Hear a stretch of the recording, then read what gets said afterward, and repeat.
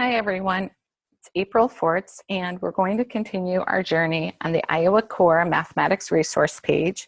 So we're looking at our resources individually. We're going to continue in the instruction column under mathematics content and practice standards. And we're going to continue down the resources column to the Coherence Maps. And this opens you up to the Coherence Maps on the Achieve the Core website. And you click Get Started. And we can go in here, and I'm going to pick 8th grade as my example, and we'll look at and you'll notice that it opens up to the different domains. So we're going to pick the expressions and equations domain.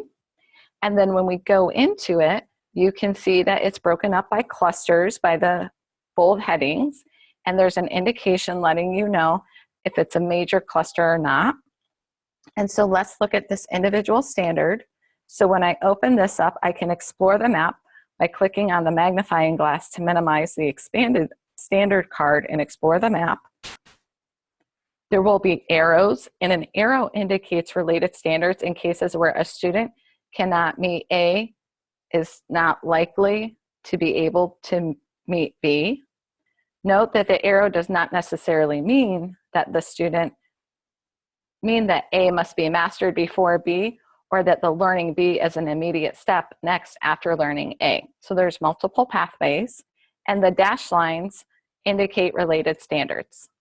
So I see my standards here. I see what comes before it in the coherence map and what's coming afterwards.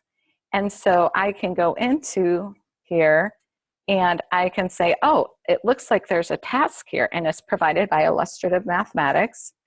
And so then I can expand this and see this task, see the solution, download the example type, look at the progressions, look at the focus, lots of different options. Now, the high school is also on here, but how you get to that is you go over to here. And see, now I'm looking at the high school one.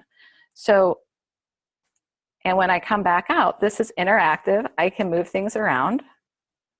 And so it's really kind of fun to play around and see how it builds. And as you see, I highlight it, it shows me what comes after and how that builds. And so it's kind of really fun.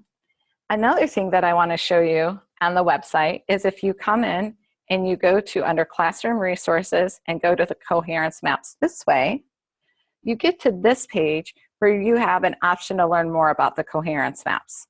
And so you can open that up and you'll see that there's a section on how to use the Coherence Maps and understand the coherence. And there's a video in here.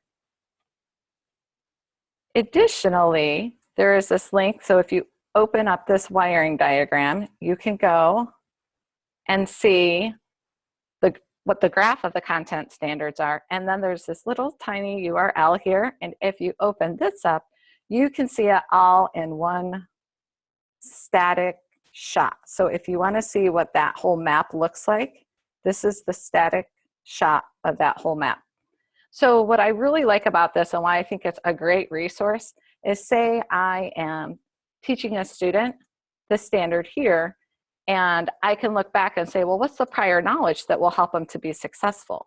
So, and on the flip side, if I'm a 6th grade teacher, I can say, okay, I can see where the vertical alignment here of how this standard is going to build that knowledge so that the student can then learn the standard over here. So it's a really fun site. There's a ton of information. I would encourage you to visit it and read my blog. Thanks.